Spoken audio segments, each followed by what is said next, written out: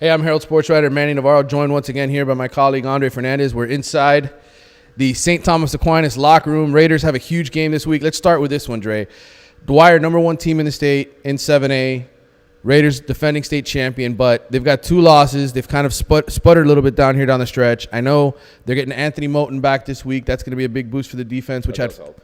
Which does help. They had 4 turnovers against Plantation, but this Dwyer offense, very, very good with Alonzo Smith. What do you think about this challenge the Raiders have? Well, if Moten's back, I mean, that helps definitely on the defensive end to shut them down. I mean, I know Dwyer's got a lot of weapons, but this team rises to the occasion, especially this deep in the playoffs. I mean, you saw it last year. Nobody thought, except maybe someone standing next to me, that they'd beat Manatee.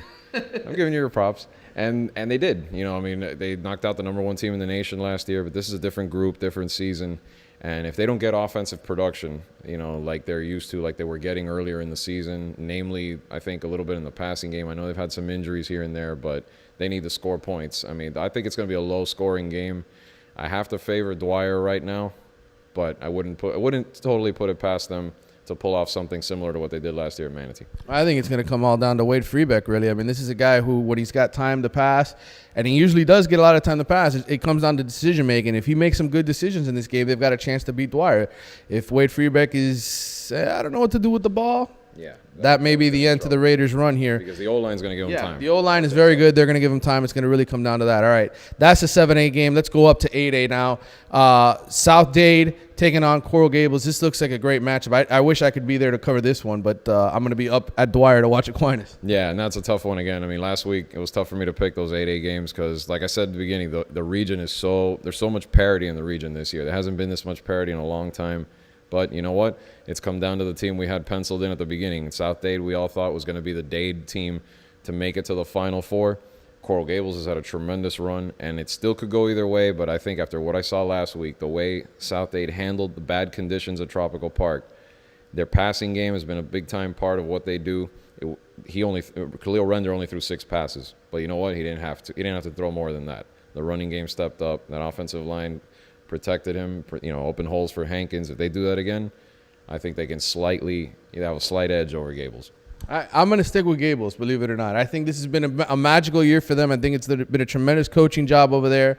And you know what? I like South Dade's team a lot. I think there's more talent on that side of the football, but it's not by that wide of a margin. No, I think the reason Coral Gables pulls this game off is just because they've got a lot of confidence coming back after that win against Columbus, and they feel invincible right now. They do. I mean, the confidence is definitely high. I mean, we'll see. I mean, it definitely could go either way. All right. The other 8A game, Miramar going up to Palm Beach Gardens after the way they played last week. I don't think anybody could pick against them. Nah, I mean, I'm sticking with them for sure. I mean, I think with that defensive performance, I mean, unless they have even if they have a letdown, I think they'll ugly their way past this game and be ready for the Dade team in the semifinals. I think the way their quarterback is playing right now, Nick Janty, and the way the receivers, they're all working together. I mean, the passing game was really impressive against Deerfield. I think that was the difference in that game, and I think it'll be the difference again this week. All right, let's go down to 6A, Miami Central taking on Melbourne Palm Bay Heritage, right? That's the way that the long name Heritage. It's the long name we give them. We're not from there. Right. Heritage, a good team. They're unbeaten. Yeah, undefeated team, strong squad. They're pretty big from what I've researched. Could probably match size with Central up front, which not many people can do that. And I think that'll make it a close game. We know Palm Bay in the past, not them, the actual Palm Bay High School has given Central some problems in the playoffs. But I can't pick against Cook and Yearby and those guys. I mean, it'll probably be a tougher game than it's been the first 2 rounds for Central. But they'll find a way. Well, this round was the time last year where Central almost lost. They had that really tight game with Mainland. So I think we're going to see another tight one this week. I'm in agreement, but I think Central pulls it out. All right, 5A, American Heritage at home against Wauchula Hardy. Hardy, right. I don't know much about Hardy. I know about Hardee's. I don't know about Hardy. What do you think about this matchup? It's another good one, but, I mean, at the same time, I think, from what I've seen of Heritage, the balance they have, their defense is playing well. They gave up some points, but it was on the road at Immokalee. They're back home, a little more comfortable. Maybe it'll take a half to kind of figure out their opponent.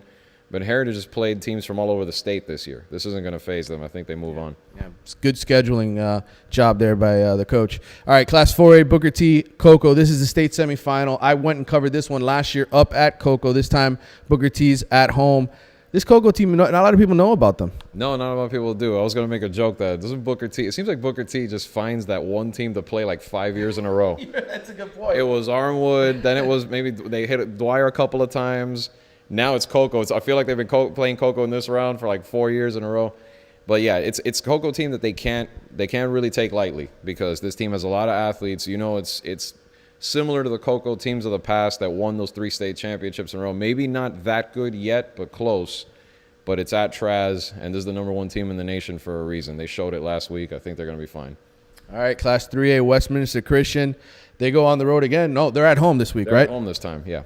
They're playing Clearwater Central Catholic. From what I know as of right now, it looks like the game may go to Harris Field. They're still working on the site there, but definitely to have the game at home, especially they got healthy. They got their I'm going to call him a receiver, but he does a lot of other things for them. Jordan Cronkright, he had hurt his ankle in the game against Pahokee, but he came back, had a huge game last week. They're athletes. They're just this is the most talented team they've ever had.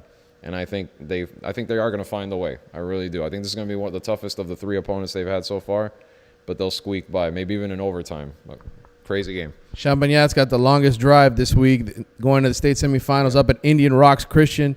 Dre, I doubted your boys last week. I thought that if they were going to stumble, it would be against a team from the muck, but they didn't. They survived. No, I mean, and I think it shows just, you know, how far they've come. The talent level there has done a good job coming together. I mean, you know, sometimes they win games ugly. Let's be honest. They have a lot of penalties and whatnot, but they figure it out, and it takes over toward the end. And just I like the fact that they've balanced it now, and their defense is playing well too. And I think all 3 phases of the game are coming together a little bit for them.